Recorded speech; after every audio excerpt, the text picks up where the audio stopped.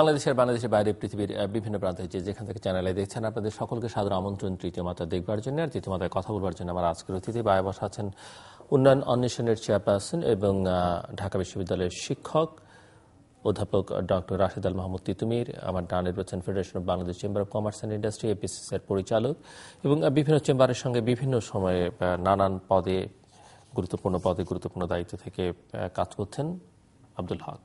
স্বাগত আপনাদের দুজনকে স্টুডিওতে। আপনাদের দুজনকেই যে প্রশ্নটা দিয়ে শুরু করতে চাই যে আমরা দেখছি যে আমাদের ফরেন রিজার্ভ রেকর্ড পরিমাণ, আমাদের প্রবৃদ্ধি একটা স্থিতাবস্থার মধ্যে আছে এবং কারো কারো ভাষায় অনেক এগিয়ে যাচ্ছে।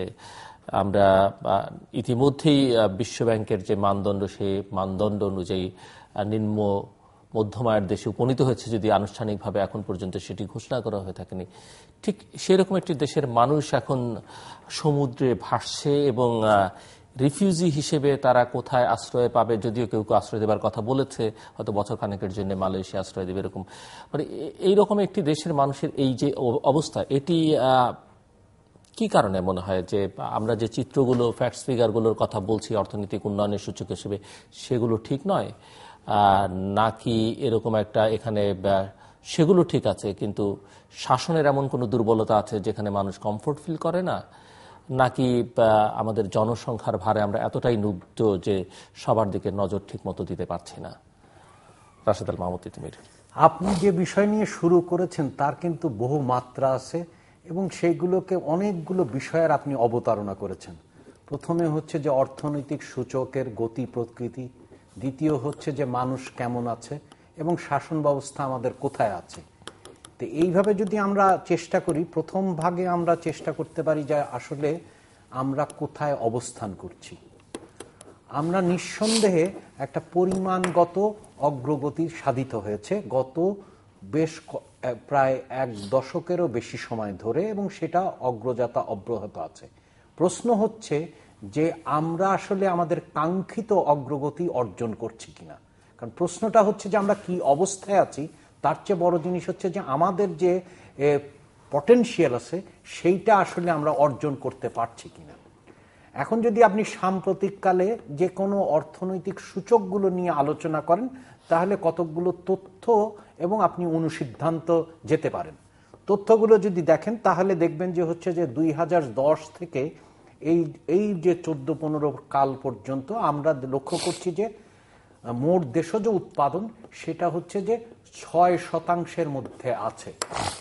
তো এখন হচ্ছে যে প্রশ্ন হচ্ছে যে আমরা কি সবসময় 6% মধ্যে থাকব, না প্রতি বাজেটে যেটা বলা হয় 7.2 বা 7.5 সেই শতাংশ অর্জন করছি। তার মানে পরিষ্কার একটা তথ্য বেরিয়ে আসছে, সেটি হচ্ছে যে আমরা যে লক্ষ্যমাত্রা ধার্য করছি সেটা অর্জিত হচ্ছে না এবং আমরা 6% মধ্যেই খাবি খাচ্ছি। তাহলে এর সাথে যদি আপনি সাম্প্রতিককালের যদি পরিসংখ্যানগুলো নেন, পরিসংখ্যানকে বিভিন্নভাবে দেখতে পারেন। যদি আপনি রপ্তানি বাণিজ্য দেখেন, বা আপনি যদি বার্ষিক উন্নয়ন কর্মসূচি দেখেন, অথবা আপনি যদি কর কাঠামো দেখেন, প্রথমে আমরা লক্ষ্য করি যে রাজস্ব ব্যবস্থার কি অবস্থা, তাহলে আমরা দেখব যে হচ্ছে যে লক্ষ্যমাত্রা আমরা ধার্য করছি সেই লক্ষ্যমাত্রা অর্জিত হচ্ছে না। গত আর্থিক বছরে হয়নি, এবার আমাদের সংশোধিত লক্ষ্যমাত্রা। এবং আপনি করছেন কি, আপনার 17 কোটি মানুষের দেশে বোধহয় 11-12 লক্ষ লোক ট্যাক্স দেয়, ট্যাক্সের আওতা বাড়াবার তেমন কোনো লক্ষণ নেই, বরং যারা ট্যাক্স দিচ্ছে তাদেরকে আপনি এখন আগাম করের আওতায় নিয়ে আসছেন এবং প্রতিনিয়ত নানা ধরনের হুমকি দিচ্ছেন যে আপনি যদি আগাম ট্যাক্সটা না দেন তাহলে জরিমানা করা হবে, এই করা হবে, ওই করা হবে, নানান শাস্তির বিধান, কিন্তু ট্যাক্সের আওতা বাড়ানোর কোনো। হ্যাঁ, আপনি খুবই ঠিক কথা বলেছেন যে আমরা লক্ষ্য করি যে 18 লক্ষ লোক ট্যাক্সের জন্য রেজিস্ট্রেশন করেছে। আমরা যদি খেয়াল করি টিন আছে, কিন্তু তার মধ্যে কতজন দেয় আবার সেটি, তার মধ্যে আপনি যদি 30 নভেম্বর ছিল শেষ তারিখ, তখনকার যদি হিসেব আপনি লক্ষ্য করেন সেটা 10 লক্ষ লোক হবে। তার মানে হচ্ছে যে ট্যাক্সের জালের মধ্যে অধিকাংশ লোক নাই। তার মধ্যে যারা নিবন্ধন করেছে সেখানে আপনার 17,52,000 এইরকম এক ধরনের সংখ্যা, তার মধ্যে 10 লক্ষ লোক দিচ্ছে। তা আমরা যদি খেয়াল করি, যেমন স্ট্যাটিস্টিক যদি আপনি তথ্য দেখেন তাহলে দেখবেন হচ্ছে যে আপনার আপনার প্রত্যেক বছরই গত 2 বছর এই বছর যদি যোগ করেন তাহলে লক্ষ্যমাত্রা অর্জিত হচ্ছে না। আপনি যদি খেয়াল করেন বার্ষিক উন্নয়ন কর্মসূচি, অর্থাৎ সেখানে মাত্র 55% অর্জিত হয়েছে। তারপরে যদি আপনি বাণিজ্যের ক্ষেত্রে যান তাহলে দেখবেন যে গত 10 মাসে আমরা মাত্র 25.3 বিলিয়ন ডলার অর্জন করেছি, যেটা হচ্ছে যে আপনার টার্গেটের থেকে 5.71% কম। আপনি যদি রেডিমেড গার্মেন্ট, যেটা আমাদের সবচেয়ে বড়, সেখানেও আমাদের লক্ষ্যমাত্রা অর্জিত হয়নি। আমাদের ক্ষেত্রে যেটা হয়েছে তার মানে হচ্ছে যে আমার এই পরিসংখ্যান 3টি বক্তব্য উপস্থাপন করছে। প্রথম হচ্ছে যে মোট দেশজ উৎপাদন প্রবৃদ্ধির হার 6-এর মধ্যে আটকে আছে। দ্বিতীয় হচ্ছে যে আমরা যে লক্ষ্যমাত্রা ধার্য করছি সেই লক্ষ্যমাত্রা অর্জিত হচ্ছে না, বিশেষ করে যেখানে হচ্ছে যে বেসরকারি বিনিয়োগ হচ্ছে না, কিন্তু অন্যদিকে নন ডেভেলপমেন্ট এক্সপেন্ডিচার সেটা কিন্তু বেড়ে যাচ্ছে। অর্থাৎ হচ্ছে যে পরিমাণ, যেমন কিরকম বাড়ছে, যেমন সরকারের পদগুলোতে এতটা পদ দেয়া আছে কিন্তু তারা প্রমোশন দিচ্ছে অনেক লোকের, যার ফলে তারা কাজ করছে হচ্ছে উপসচিবের কিন্তু বেতন নিচ্ছেন যুগ্ম সচিবের। এইটা অন্যদিকে ডেভেলপমেন্ট এক্সপেন্ডিচার অর্থাৎ বার্ষিক উন্নয়ন কর্মসূচি যেহেতু হচ্ছে যে বেসরকারি খাতে বিনিয়োগ সেই হারে বাড়ছে না, তার মানে হচ্ছে যে সরকারি বিনিয়োগ বাড়লে মোট বিনিয়োগ বাড়তে পারে। আমরা যেটা লক্ষ্য করছি সেটি হচ্ছে যে আপনার মোট এই বার্ষিক উন্নয়ন কর্মসূচি মাত্র 55% অর্জিত হয়েছে। এরপরে আপনি যদি আসেন যে বাণিজ্যের ক্ষেত্রে কি হচ্ছে আপনার, আর আমরা লক্ষ্য করছি যে লক্ষ্যমাত্রা তো অর্জিত হচ্ছে না। সর্বপ্রথম আমাদের যেটা হয়েছে সেটি হচ্ছে যে মোট বাণিজ্যের ক্ষেত্রে আপনার দুটো সূচক খুবই গুরুত্বপূর্ণ। একটি হচ্ছে যে চলতি আয়ের ভারসাম্য, অর্থাৎ হচ্ছে যে কারেন্ট অ্যাকাউন্ট ব্যালেন্স, এবং পুরো আমাদের যে ব্যালেন্স অফ পেমেন্ট, সেইখানে যদি আপনি খেয়াল করেন তাহলে দেখবেন হচ্ছে যে জুলাই থেকে যদি ফেব্রুয়ারি সময় নেন তাহলে হচ্ছে যে আমাদের ওভারঅল ব্যালেন্স আপনার যেটা গত বছরে 33.29 ছিল হচ্ছে, সেখান থেকে আমরা আপনার 3,329 মিলিয়ন ডলার থেকে কমে এসে 2,223 মিলিয়ন ডলারে দাঁড়িয়েছে। অর্থাৎ হচ্ছে যে আমাদের যে একটা কমফোর্টেবল ওভারঅল ব্যালেন্স ছিল সেটা কিন্তু কমে যাচ্ছে। কিন্তু অন্যদিকে যদি খেয়াল করেন কতকগুলো বিশেষায়িত যে প্রকল্পের কথা বলা হয়েছিল সেগুলো কিন্তু প্রকল্প ব্যয় দিন দিন বেড়ে যাচ্ছে। যেমন ধরুন হচ্ছে যে আপনার পদ্মা ব্রিজ যখন ঠিক করা হয়েছিল তখন ধরা হয়েছিল যে এটা 10,000 কোটি টাকা লাগবে। এটা হচ্ছে যে 2007 সালে। 2011 সালে সেটা 20,000 কোটি টাকা গেল। এখন যে প্রাক্কলন করা হচ্ছে তাতে 28,000 কোটি টাকারও বেশি লাগবে। তার মানে দাঁড়াচ্ছে হচ্ছে যে আপনার আমাদের যে কাঙ্ক্ষিত অগ্রগতি হচ্ছে না। এখন প্রশ্ন হচ্ছে যে কেন অগ্রগতি হচ্ছে না। আমাদের যারা আমরা সেই প্রশ্নে একটু পরে আসি, ভিন্ন মত মিস্টার হকের আছে কিনা বা কতটা একমত, কেন অগ্রগতি হচ্ছে না সেই আলোচনায় পরে আসি। যে প্রশ্নটা করেছিলাম আসলে শুরুতেই। হ্যাঁ, আমার শ্রোতা মণ্ডলীকে, দেশে এবং দেশের বাইরে সবাইকে আমি সালাম ও প্রীতি ও শুভেচ্ছা জানাচ্ছি। অ্যাকচুয়ালি আপনি অত্যন্ত গুরুত্বপূর্ণ একটা বিষয়ের অবতারণা করেছেন, সেটা হলো আমাদের জনসংখ্যা এবং সেই জনসংখ্যার অনেক মানুষ আজকে সমুদ্রে ভাসছে। জিনিসটি আমাদের জাতিগতভাবে আমার কাছে মনে হয় অত্যন্ত বেদনাকর। এমন একটা সময় যখন কিনা আমরা মধ্যময় দেশে উপনীত হওয়ার স্বপ্ন রূপকল্প দেখতে পাচ্ছি এবং আশান্বিত আমরা সবাই। আমার মনে হয় এই জায়গাটি খুব সিরিয়াসলি দেখা দরকার। এটা যদি আমরা দেখি এইভাবে যে এই পপুলেশন কি ডিভিডেন্ট নাকি ডিজাস্টার, বিশেষজ্ঞরা বলেন, ওনারা তো প্রফেসর সাহেবরা এগুলো সবসময় চর্চা করেন। পপুলেশনকে যদি আমরা সত্যিকার অর্থে বিনিয়োগ করতে পারি পপুলেশনের মধ্যে নলেজ ইন্ডাস্ট্রি হিসাবে, তার স্বাস্থ্য, শিক্ষা, তার প্রশিক্ষণ, তাহলে সে কিন্তু সম্পদ।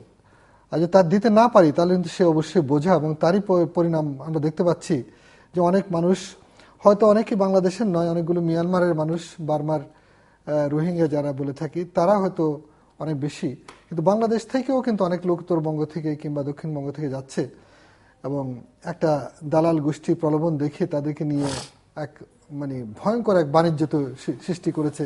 তাদেরকে আটকে রেখে, তারা অনেকে মারা গেছে, তো সমুদ্রে ফেলে দেওয়া হয়েছে, এবং তাদেরকে যারা বেঁচে আছে তাদেরকে আটকে রেখে পণ হিসাবে দেশ থেকে টাকা চাচ্ছে। এটা একটা ভয়ঙ্কর র্যাকেট। সরকারকে ডেফিনেটলি এটা খুবই সিরিয়াসলি দেখতে হবে। কিন্তু আমি যে জায়গাটায় গণকবরে তাদেরকে পাওয়া গেছে, এটা জাতি হিসেবে আমাদের জন্য অত্যন্ত, আমি মনে করি, মাথা হেড করার মতো বিষয়। এবং এইটার অ্যাকচুয়ালি যেভাবে দেখুক, আমার কাছে মনে হচ্ছে যে আমরা যেটা জাপানে যেমন এখন পপুলেশন কিন্তু ডিক্লাইন, মানে বয়স্ক লোকের সংখ্যা বাড়ছে, বাংলাদেশে পপুলেশন বোনাসটাও কদিন আগে পত্রপত্রিকা এসছে এবং পরিসংখ্যান বলছে 15 বছরের মতো সময় আমরা এই বেনিফিটটা পাবো, এখন থেকে আরো 15 বছর। তারপরে কিন্তু বয়স্ক মানুষের সংখ্যা বাড়বে, যুব কিংবা তরুণের সংখ্যা কমতে থাকবে। এইটাও কিন্তু এটা আমাদের দেশে যে বিনিয়োগ আসতে চাচ্ছে, বিশেষত যখন চীনে কস্ট অফ প্রোডাকশন বেড়ে গেল, তখন কিন্তু চীন থেকে বিশেষত জাপানিরা অনেক বিনিয়োগ করেছিল চীনে। তারা কিন্তু চায়না +1 বলে এটা পরিকল্পিতভাবে চায়না থেকে সরতে চেষ্টা করছে। তার মধ্যে তারা বেছে নিয়েছিল বাংলাদেশ, একটা দেশ কিন্তু যেখানে অনেক যুব মানুষ আছে, আমাদের কর্মীদের কিন্তু রিপুটেশন ভালো। এখানে যারা বিনিয়োগ করেছে তারা সবসময় বলে যে ওয়ার্কাররা ভালো। অন্যান্য অনেক সমস্যা আছে, কস্ট অফ ডুইং বিজনেস এখানে বেশি, অন্যান্য কারণে, ব্যুরোক্রেটিক কারণে, পরিবহনের কারণে ইত্যাকার, কিন্তু ওয়ার্কারদের রিপুটেশন অনেক ভালো। এইটাকে কেন্দ্র করে কিন্তু বাংলাদেশ অনেক বেশি বিনিয়োগ আমরা পেতে পারতাম। কিন্তু আনফর্চুনেটলি আমাদের শিক্ষার জায়গায় দুর্বলতা আছে। শিক্ষার মধ্যে আমার মনে হয় মাননীয় প্রফেসর মহোদয়, তিনি তো ইউনিভার্সিটি টিচার, নিচের দিকে আমি স্কুল চালাচ্ছি, আমি দেখতে পাচ্ছি সেখানে সংখ্যার যে পাস হচ্ছে মান কিন্তু বিরাট প্রশ্নবোধক। সে মানটা যখন ঢাকা ইউনিভার্সিটিতে পরীক্ষা দিতে যায় তখনও সেটা পরিস্ফুটিত হয়। তাহলে আমরা কি করছি? আমরা কি কেবল পাশ করিয়ে দিয়ে কি একটা আত্মপ্রবঞ্চনামূলক কাজ করছি, নাকি আমরা তাদেরকে দেশের বাজারে কর্মসংস্থানের যোগ্য করছি কিনা বিশ্ব বাজারে, তো একটা ভিন্ন প্রশ্ন। এইখানে কিন্তু কদিন আগে অর্থমন্ত্রী মহোদয় একটা আলোচনায় বলছিলেন এই একটা টেলিভিশনে যে আমাদের মাধ্যমিক পর্যায়ে শিক্ষার হারে মারাত্মক রকমের দুর্বলতা আছে। প্রাইমারিতে প্রশিক্ষিত টিচাররা থাকলেও মাধ্যমিক পর্যায়ে কিন্তু নাই, অনেক স্বল্পতা আছে। সেখানে আমি আপনাকে বলি, 150 বছর আগে জাপানিরা যখন প্রথম আধুনিক বিশ্বে আসার চিন্তা করলো বন্ধ জাপান থেকে, তখন মেইজি সংস্কার নামে যে সংস্কার হয়েছিল তাতে তারা শিক্ষক আমদানি করেছিল দেশে। আমার মনে হচ্ছে বাংলাদেশে এখন যে সংকট, সেখানে কিন্তু সরকারের চিন্তা করা উচিত, আমরা অনেক রকমের সাহায্য সহযোগিতা নেই, শিক্ষক কিন্তু আনা দরকার পড়ে গেছে। অনেক ক্ষেত্রে কিন্তু শিক্ষক প্রশিক্ষক দেশে অভাব আছে, বিশেষ করে টেকনিক্যাল এবং টেকনোলজিক্যাল এরিয়াতে, কারিগরি এবং ইত্যাকার ক্ষেত্রে। আমাদের পলিটেকনিক ইনস্টিটিউটগুলোকে 50 বছর আগের যন্ত্রপাতি ক্যারিকুলামে চলছে, যখন কিনা দরকার ছিল অ্যাডভান্সড মেশিনারি, অ্যাডভান্স ক্যারিকুলাম। এইসব জায়গায় কিন্তু মারাত্মক রকমের দুর্বলতা আছে, আমরা জীবনের অভিজ্ঞতার লোকে তা দেখতে পাচ্ছি। আমার মনে হয় এটা একটা কারণ যে আমরা আমাদের যুবশ্রেণীকে কর্মসংস্থান দিতে পারছি না। তারা কিন্তু ভয়ঙ্কর রকমের পথ বেছে নিচ্ছে, জীবনকে হাতে নিয়ে সমুদ্রে ঝাঁপায়ে পড়ছে, ওই ফ্রিজারে করে কিংবা ট্রাকের লরিতে করে, এমনকি প্লেনের চাকার ভিতরে করে যাওয়ার চেষ্টা করেছে। এটা একটা ভয়ঙ্কর বিষয়। এই জায়গায় কিন্তু জাতিগতভাবে আমাদের অনেক বেশি করে নজর দেওয়া দরকার।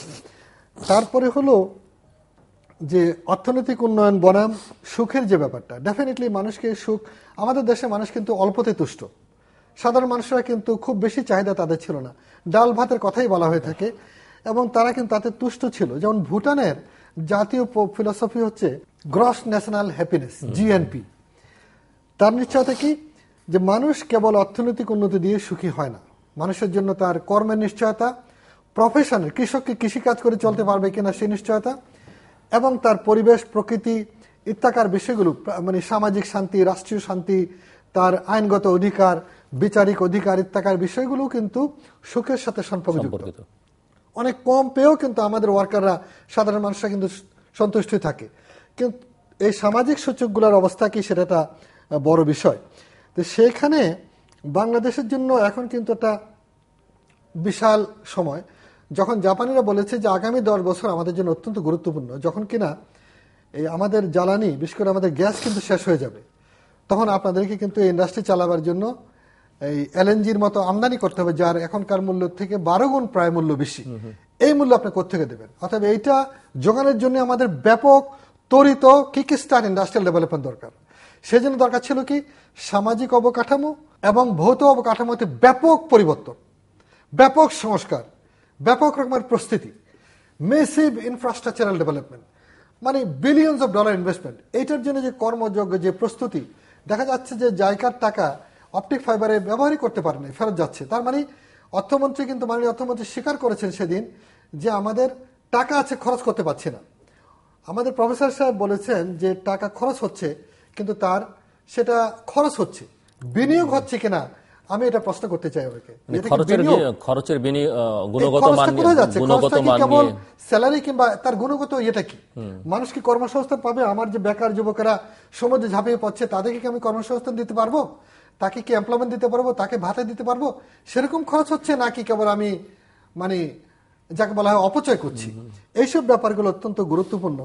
আমার মনে হয় যে এই জায়গায় এটা দলমত নির্বিশেষে পুরো জাতিকে কিন্তু এইটাকে সংকট হিসাবে নিয়ে দেখতে হবে, এবং এইখানে যদি স্টেবিলিটি আনতে না পারি আমরা, এবং এই শান্তি এবং স্থিতিশীলতা নিরাপদ করতে না পারি, তার মানে যত কথাই বলি বিনিয়োগকারীরা কিন্তু আসতে চাইবে না। দেশি বিনিয়োগকারীদের নিরাপত্তা দিতে হবে, বিদেশি বিনিয়োগকারীকে আশ্বস্ত করতে হবে যে এসব জায়গায় বাংলাদেশ নিরাপদ। ফলে এটা কিন্তু কোনো দলীয় ব্যাপার নয়, এটা কোনো ইস্যু নয়, এটা রাষ্ট্রকে কিন্তু সিরিয়াসলি চিন্তা করতে হবে। যেমন সিঙ্গাপুর কিংবা কোরিয়া, আমার মনে হয় আমরা এই আলোচনায় আসতে পারি যে তারা অনেক তাড়াতাড়ি কি করে উন্নতি করলো। 80 দশকের কোরিয়া তার শিক্ষার ক্ষেত্রে যে মেসিভ রকমের চাপ দিয়েছিল, বলা হয়েছিল যে কোরিয়ানরা জুলুম করছে ছাত্রদের উপরে, কিন্তু সেটা করার কারণে কোরিয়া দেখেন অল্প সময়ের মধ্যে বিশ্বের একেবারে জাপানকে অনেক ক্ষেত্রে জাপানকে ছাড়িয়ে গেছে, বিশেষ করে আপনার ইন্টারনেটের ইউজে ফর এক্সাম্পল। এটা কিন্তু তার ফল। আজকে আমাদের দেশে যে আমাদের যে তরুণ সমাজ, যুব সম্প্রদায় যে কর্মসংস্থান 22 লক্ষ থেকে 25 লক্ষ যুব প্রতি বছর বাজারে আসছে, তার জন্য আমি কি করছি? তার জন্য পরিকল্পনাটা কি? তাকে কি দিচ্ছি? এখন মনে করেন যে ব্রিটেনে আপনার রিটায়ার্ড আর্মি অফিসারদেরকে শিক্ষার কাজে লাগানো হচ্ছে, বলা হচ্ছে। বাংলাদেশেও তো অনেক হাজার হাজার আর্মি অফিসাররা বাজারে আসছে, তারা কি করছে? তাদেরকে তো আমরা শিক্ষা প্রশিক্ষণের কাজে লাগাতে হবে। কোরিয়াতে 2 বছরের মিলিটারি কম্পালসারি ট্রেনিং, এটা কিন্তু যুদ্ধ শেখায় না, লাইফ স্কিল, সেলফ ডিফেন্স, তারপরে হলো অনেক রকমের স্কিল, কর্মবিজি করা, স্বাস্থ্য শিখে ডিসিপ্লিন তাকে শেখানো হচ্ছে। আমরা কি করছি? আমাদের যুব সৈনিক আমরা কি করছি? আমার মনে হয় এইসব জায়গায় কিন্তু আমাদের উত্তরগুলা খোঁজা উচিত। ডক্টর তিতুমীর, না, অনেকগুলো বিষয় এসছে এখানে। আপনার হচ্ছে যে আমরা যদি 3টা বিষয় এখান থেকে নেই তাহলে আলোচনা করা যাবে। আপনি যেখানে থেমেছিলেন যে কেন অগ্রগতি হচ্ছে না, কেন অগ্রগতি হচ্ছে না এটা একটা বিষয়। আর হচ্ছে যে কর্মসংস্থান এবং মানব সম্পদের সুষম ব্যবহার, এই যদি আমরা 3টা বিষয়কে লক্ষ্য করি, প্রথম বিষয় হচ্ছে যে কেন অগ্রগতি হচ্ছে না। আমরা একটা বিষয় পরিষ্কারভাবে লক্ষ্য করছি যে গত কয়েক বছর ধরে আপনার মোট কিছুর আপনি যদিও এর মধ্যে অনেক সমস্যা আছে, কিন্তু আমরা মোটা দাগে মনে করি যে বিনিয়োগ এবং মোট দেশজ উৎপাদন সমস্ত কিছুর একটা এক ধরনের চিত্র প্রদান করে। তা আমরা লক্ষ্য করছি যে একদিকে 6-এর মধ্যে আছি, আবার অন্যদিকে আপনার এটা একটা ক্রমহ্রাসমান কিন্তু পরিস্থিতি। কারণ হচ্ছে যে 2010-11-তে কিন্তু আমাদের প্রবৃদ্ধির হার ছিল 6.46, তারপরে 2011-12-তে 6.52, তারপরে 6.01, তারপরে 6.02। তার মানে হচ্ছে যে একটা হ্রাস কিন্তু লক্ষ্য করা যাচ্ছে।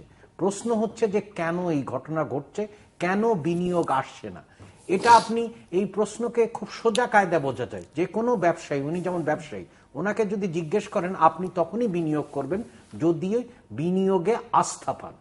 তা আস্থার বিষয় হচ্ছে কোনো অর্থনৈতিক যুক্তির মধ্যে না, এটা হচ্ছে যে অর্থনৈতিক বিষয়।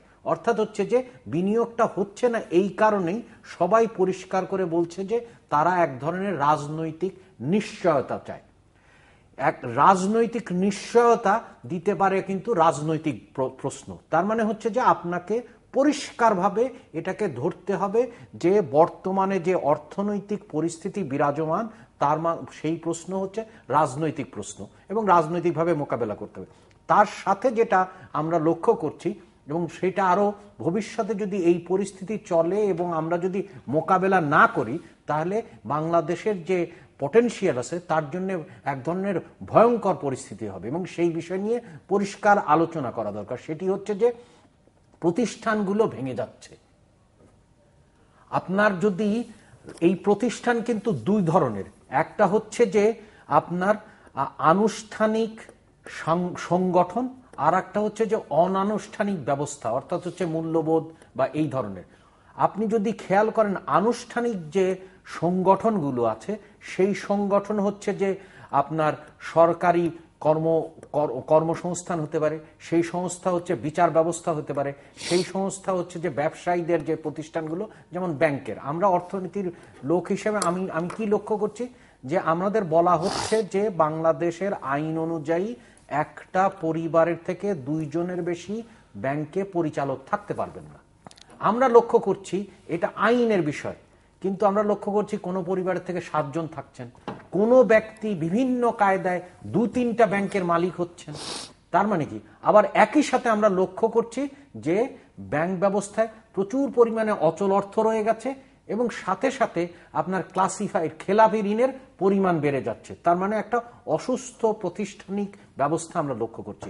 একই কায়দায় কিন্তু অন্যান্য প্রতিষ্ঠানগুলোর, যেমন মনে করেন পুলিশের যে আইনে পুলিশ তৈরি হয়েছে সেটা হচ্ছে 1861 সালের আইন, অর্থাৎ হচ্ছে রাজনৈতিকভাবে দমন করার জন্য এই প্রতিষ্ঠানটি তৈরি করা হয়েছিল 1857 সালে, যেহেতু আমাদের এখানে প্রথম স্বাধীনতা বিদ্রোহ হয়েছিল তার প্রেক্ষাপটে। এখন পৃথিবীতে পুলিশ পরিবর্তন হয়, যদি আমরা তাকে রাজনৈতিক দমনের কাজে ব্যবহার করি, আর যদি তাকে আমরা যেটা তার মূল কাজ, অর্থাৎ হচ্ছে জীবন এবং সম্পত্তি নিরাপত্তা বিধান, তাহলে তো তার কিছু কারণ নেই। আইন কিন্তু এখনো পরিবর্তন হয়নি। একই কায়দায় আমরা বলছি যে বিচার বিভাগের স্বাধীনতার কথা, কিন্তু আমরা লক্ষ্য করছি যে মাননীয় প্রধান বিচারপতিও বলছেন, এবং আবার মাজদার হোসেন মামলা কিন্তু আবার পুনরায় খুলছে। একই কায়দায় আপনি যদি খেয়াল করেন যে প্রশাসনের যে পদোন্নতিগুলো দেওয়া হয়েছে ইন সিটু প্রমোশন, অর্থাৎ হচ্ছে যে আপনি যুগ্ম সচিব পর্যায়ে গেছেন কিন্তু কাজ করবেন হচ্ছে উপসচিব। তার মানে একদিকে হচ্ছে যে রাজনৈতিক সংকট, অন্যদিকে হচ্ছে প্রাতিষ্ঠানগুলো ভেঙে ফেলা। আমি আসি হচ্ছে যে আপনার কর্মসংস্থান বিষয়। আপনি খেয়াল করেন যে আমাদের সর্বশেষ শ্রম জরিপ হয়েছে 2010 সালে, তারপরে কিন্তু এখনো আমরা কোনো শ্রম জরিপ হয়নি। সেখানে যদি খেয়াল করেন তাহলে দেখবেন যে বাংলাদেশে বেকারত্বের হার হচ্ছে 4.5%। আসলে বাংলাদেশের মতো দেশগুলোতে যেখানে হচ্ছে সোশ্যাল সিকিউরিটি নেই, অর্থাৎ হচ্ছে যে বেকারত্ব ভাতা পাওয়া যায় না, সেই সমস্ত দেশে কিন্তু বেকারত্বের হার খুবই নিচে থাকার কথা। এবং তারপরে যদি আপনি শ্রম জরিপকে দেখেন তাহলে দেখবেন যে 3টা বিষয় উল্লেখ করার মতো। প্রথম বিষয় হচ্ছে যে আমাদের যুবকদের কর্মসংস্থান কম হচ্ছে, এবং যুবকদের মধ্যে আবার শিক্ষিত যুবকদের কর্মসংস্থান কম হচ্ছে। দ্বিতীয় হচ্ছে যে আনুষ্ঠানিক খাতে কর্মসংস্থান হচ্ছে না, অর্থাৎ আনুষ্ঠানিক খাত থাকলেই তো সেখানে অধিকার থাকবে। যে কর্মসংস্থানটা হচ্ছে সেটা হচ্ছে তারা বাধ্য হয়ে অনানুষ্ঠানিক খাতে কর্মসংস্থানে যাচ্ছে। এবং 3 নম্বর হচ্ছে যে আমরা লক্ষ্য করছি যে নারীদের কর্ম নিয়োজন বেড়েছে, সেটা যেমন একদিকে ভালো, অন্যদিকে আবার তাদের অধিকারহীনতা আছে। এই রকম একটা পরিপ্রেক্ষিতে আপনার বাংলাদেশে মানব পাচার বা এই ধরনের পরিস্থিতি হবে না, সেটা কিন্তু যখন কর্মসংস্থান না থাকে তখন তো আপনি ডেসপারেট হয়ে যান, এবং ডেসপারেট পরিস্থিতিতে এটা হয়। তার সাথে সাথে যদি আপনি মেলান সেটা দেখবেন হচ্ছে যে কর্মসংস্থানের যে সরকারি উপায়গুলো সেইগুলোতে, অর্থাৎ সনাতন দেশ যেটা হচ্ছে যে সৌদি আরব বা সংযুক্ত আরব আমিরাত, সেখানেও কিন্তু কর্মসংস্থান যে পরিমাণে হতো অনেক বছর ধরে বন্ধ আছে, এবং নতুন বাজার তৈরি হচ্ছে না। তার মানে একদিকে হচ্ছে আপনার বেকারত্বের জ্বালা, অন্যদিকে হচ্ছে যে সরকারি কায়দায় আপনার না যাওয়ার কারণে। কিন্তু আমরা সবসময় উল্লসিত হয়েছি যে আমরা 14 বিলিয়ন পাচ্ছি, কিন্তু আমরা কোনো সময় মনে করছি না যে এইগুলো হচ্ছে মানুষ, এগুলো সংখ্যা না। আমরা সবসময় কিন্তু লাভ দিয়ে উঠি যখন 14 বিলিয়ন পাই রেমিটেন্স, এবং এখনো বাড়ছে। তার মানে হচ্ছে কি এই মানুষগুলো তার ডেসপারেশন, তার মানে হচ্ছে যে আমাদের যে কর্মসংস্থানমুখী, তার মানে প্রশ্ন করতে হবে যে আমরা যে প্রবৃদ্ধির ধারা চালাচ্ছি সেই প্রবৃদ্ধি আসলে গুণগতভাবে কতটুকু, অর্থাৎ হচ্ছে যে সেটা কি কর্মসংস্থানমুখী কিনা। এখানে কিন্তু বড় রকমের প্রশ্ন আছে। দ্বিতীয় বিষয়, যে বিষয়টা উনি উল্লেখ করেছেন খুবই গুরুত্বপূর্ণ বিষয়, সেটি হচ্ছে যে জনমিতিক 2 ধরনের পরিবর্তন ঘটে। একটি হচ্ছে প্রথম জনমিতিক পরিবর্তন, আর একটি হচ্ছে দ্বিতীয় জনমিতিক পরিবর্তন। প্রথম জনমিতিক পরিবর্তনের মধ্যে বাংলাদেশ আছে। এটা কোনো হিসাবে কেউ বলছেন যে 20 থেকে 30 বছর পর্যন্ত চলবে, কিন্তু আমরা লক্ষ্য করছি যে দ্বিতীয় জনমিতিক পরিবর্তনের আভাস এবং ইঙ্গিত কিন্তু আমরা ইতিমধ্যে পাচ্ছি। কারণ হচ্ছে যে আমাদের আয়ুষ্কাল বেড়ে যাচ্ছে। এখন চিন্তা করেন, আপনি ডেসপারেট হয়ে আপনি কিন্তু ওই মানব পাচারের মধ্যে যাবেন, কিন্তু বৃদ্ধ বয়সে আপনি কি করবেন? এখন পর্যন্ত কোনো চিন্তাধারায় আমরা লক্ষ্য করছি না যে ইউনিভার্সাল পেনশন স্কিম। আপনি যখন যুবক থাকেন, আমরা তো গর্ববোধ করি যে সামাজিক, হ্যাঁ, তার মানে প্রশ্নটা হচ্ছে যে ভাতা দেয়া হচ্ছে নিরাপত্তা বেষ্টনীর নামে। এক্স্যাক্টলি। তাহলে প্রশ্নটা হচ্ছে যে আপনি খুবই স্পট করছেন, সেটা হচ্ছে যে আমাদের এখানে যেটা হচ্ছে সামাজিক নিরাপত্তা জাল, আর সামাজিক নিরাপত্তা আর সামাজিক নিরাপত্তা জাল এক না। সেখানে কি হচ্ছে যে আপনি যদি খেয়াল করেন, এক এক হিসাবে এক এক রকম 92 থেকে 93টা প্রোগ্রাম আছে, সেগুলোতে আপনি মানুষকে যেমন চ্যারিটি দেন, সেই রকম ভিক্ষা দেওয়ার মতো একটা জিনিস দেওয়া হচ্ছে। আপনি যদি মনে করেন যে আপনার নীতি হচ্ছে কর্মসংস্থান, পূর্ণ কর্মসংস্থান, তাহলে কি করবেন? আপনি হচ্ছেন যে এইখানে নীতি কাঠামোর আমাদের বড় দুর্বলতা। একটা তো আমি কিছুক্ষণ আগে বললাম যে রাজনৈতিক দুর্বলতা, দ্বিতীয় হচ্ছে যে নীতি কাঠামোর দুর্বলতা। অর্থাৎ হচ্ছে যে আমার যদি নীতি হতো বাংলাদেশের যে পূর্ণ কর্মসংস্থান, অর্থাৎ হচ্ছে যিনি কাজ করতে পারবেন তিনি কাজে যাবেন, তার মানে হচ্ছে যে তিনি কাজে যাবেন এমন কাজ যেটা হচ্ছে ডিসেন্ট, অধিকার মূল্য। আর যিনি কাজ করবেন না তিনি প্রতিবন্ধী হতে পারেন যার কাজ করার জন্য, তাহলে তার যে ভাতা। আর যিনি হচ্ছে কাজ করতে চান কিন্তু কাজের সুযোগ নাই, অর্থাৎ বেকার ভাতা। এবং এই তিনটা দেওয়ার মতো ক্ষমতা কিন্তু বাংলাদেশের রাজস্ব কাঠামোয় আছে। তার মানে আমরা সেটা করছি না। তার মানে এখানে একটা বিরাট রকমের কর্মসংস্থানমুখী পরিকল্পনা, সেটা হচ্ছে যে আপনার নতুন কারখানা তৈরি করে যোগ্য চাকরি, অর্থাৎ হচ্ছে যে আপনার আনুষ্ঠানিক খাতের চাকরি। আবার অন্যদিকে হচ্ছে যে এই যে বয়স্ক মানুষ যারা যোগ হবেন ভবিষ্যতে, তাদের নিয়ে কিন্তু কোনো রকম পরিকল্পনা নেই। বিশেষ করে আমাদের পার্শ্ববর্তী দেশ শ্রীলঙ্কায় পর্যন্ত আপনার $10 নীতি আছে। এবং তার সাথে যদি আপনি, তার মানে হচ্ছে যে দ্বিতীয় যেটা প্রশ্ন সেটি হচ্ছে যে সামাজিক অবকাঠামো এবং ভৌত অবকাঠামো, সেখানে আমাদের বিরাট অগ্রগতিহীন অবস্থা নাই। এবং যেটা পরিমাণগত কতগুলো অগ্রগতি অর্জিত হলেও গুণগত অগ্রগতি অর্জিত হয়নি, যেটা আপনার নীতি কাঠামোয় সেই সৃজনশীলতা নেই। এবং নীতি কাঠামোয় সৃজনশীলতার পুরো অনুপস্থিতি আপনি লক্ষ্য করছেন। কারণ এখন পর্যন্ত আমাদের বয়স্ক মানুষের নিয়ে কি হবে সেটা নিয়ে কিছুই করছেন না। আপনার একদিকে হচ্ছে মানুষ ডেসপারেট হয়ে মানুষ যাচ্ছে, অন্যদিকে আপনি উল্লসিত হচ্ছেন যে $14 বিলিয়ন পাচ্ছেন, এবং তারা কিন্তু সেই সমস্ত দেশে কোনো অধিকারের মধ্যে নেই। আর একদিকে হচ্ছে যে নতুন যে আপনার বয়স্ক মানুষ তৈরি হচ্ছে, তার মধ্যে কোনো, তার মানে মানব সম্পদের পরিকল্পনার মধ্যে নাই এইটা। এবং তৃতীয় যে বিষয়টি আমি সবসময় উল্লেখ করতে চাই, সেটি হচ্ছে যে এই রাজনৈতিক যদি আপনার প্রজ্ঞা বা রাজনৈতিক যদি সমঝোতা থাকে, আপনার যদি সৃজনশীলতা থাকে নীতিতে, 3 নম্বর যেটা দরকার হচ্ছে সেইটা ডেলিভার করবে কিভাবে। আমাদের বর্তমান যে অর্থনীতির আলোকে আমাদের কি সেই রকম কাঠামো আছে কিনা যে সরকারি কাঠামো এইটা সেটা দিতে পারে?